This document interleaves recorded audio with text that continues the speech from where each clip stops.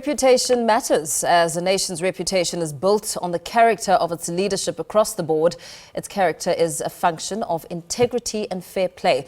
That's why society's citizen integrity management systems have become non-negotiable in how countries are rated. That's at least the word of Think Foundation founder and public policy analyst, Dr. Lucky Mathebula, who joins us now to expand on this topic. A very good evening to you, Dr. Mathebula. Thank you so much for your time. We've just listened to EFF leader Julius Malema saying that the government of national unity will collapse in 2 years.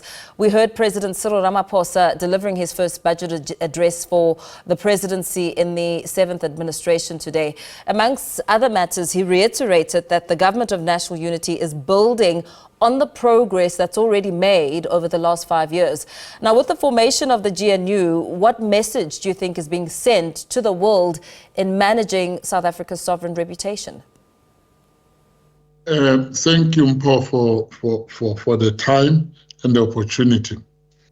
Mpo, the South African Constitution or the South African democratic order was established on a basis of what we call the basic structure of the Constitution.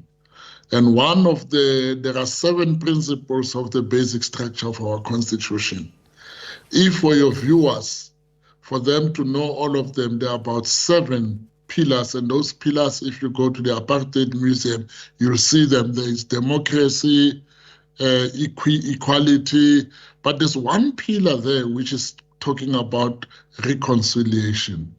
And it is that pillar which I think it is informing the governing party and all the members of the government of national unity to agree to focus on reconciliation and bring the country back into the unity path. But be that as it may, the issue of reputation in a society is that people will always treat each other on the basis of the reputation that people have, and not the collective reputation of individuals in a country become the collective reputation of a nation or of a society. So if our reputation as a country is of such a nature that we always are reported with things like corruption, state capture, violence, populism, and all those things, it discounts on the reputation and integrity and credibility of the country. And people that want to trade, visit, or have relationships with South Africa, they then are able to choose other countries to do that with them, because people that don't have reputation do not attract trust, and trust is the basis of any relationship in the world, including diplomatic relationship and all other relationships. As you speak about that, we know that South Africa is planning to utilize the BRICS platform to expand its trade and also attract investment. And the BRICS trade ministers meeting takes place in Moscow this week. And South Africa is going to be looking for opportunities for cooperation, both with each country individually and also within the BRICS as a whole. How crucial is reputation for sustaining global perception and also just fostering sound international relations and cooperation? And reputation is also contextual and relative.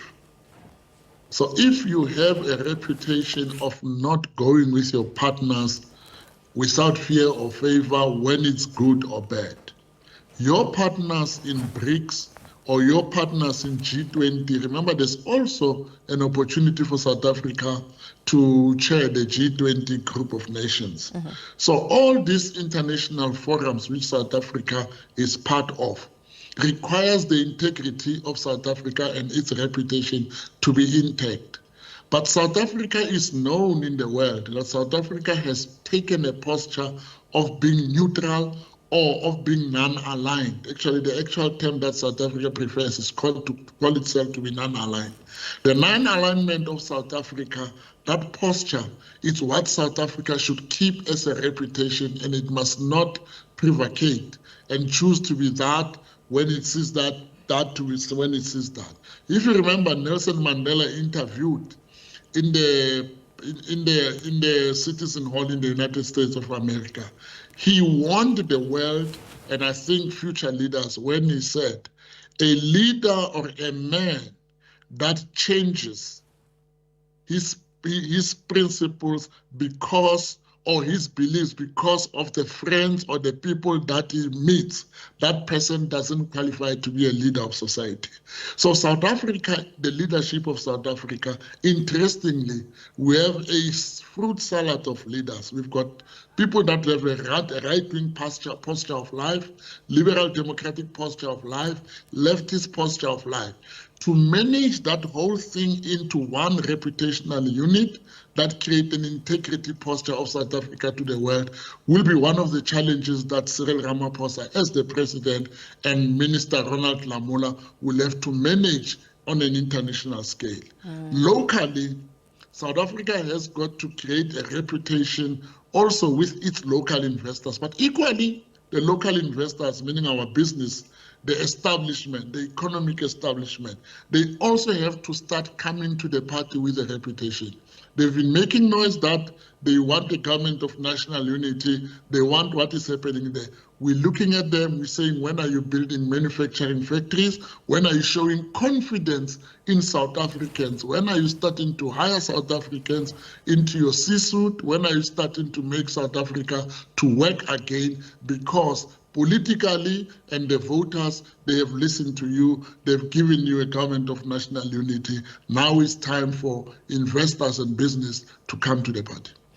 Very lastly, in your article titled The Rise of Reputation Politics, I know that you emphasize that the reputation of a nation has now become a valuable asset and that the task of maintaining a sterling reputation has become a significant challenge for national leadership. What foundation is such a reputation built upon? It's built on the integrity of the leadership that you have in a country. If your leaders are continuously being doubted, or your leaders are always found to be involved in situations where they are doubted in terms of trust. I mean, we have had two presidents. One president is still in court, trying to get himself, former president trying to get himself out of court. Yeah. And that president has, because of the perception that his visits to the court has created, he has impacted on the integrity of the country and the reputation of the country.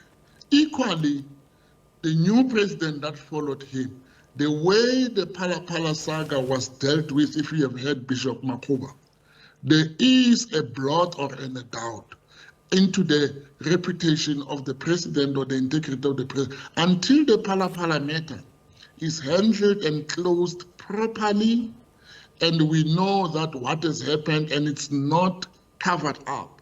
The reputation of our leaders might perpetually be in doubt, even if there's no evidence, because reputation is something that sometimes you don't need evidence. It's a perceptual matter, and because the Phala matter was not closed properly, you have the highest clergy member of the country saying he's not satisfied about that, and that on its own, it's impinging on the reputation of our leadership. And once at the top, there is doubt of the person at the top in terms of reputational management of our country, then it starts to go down to all of them.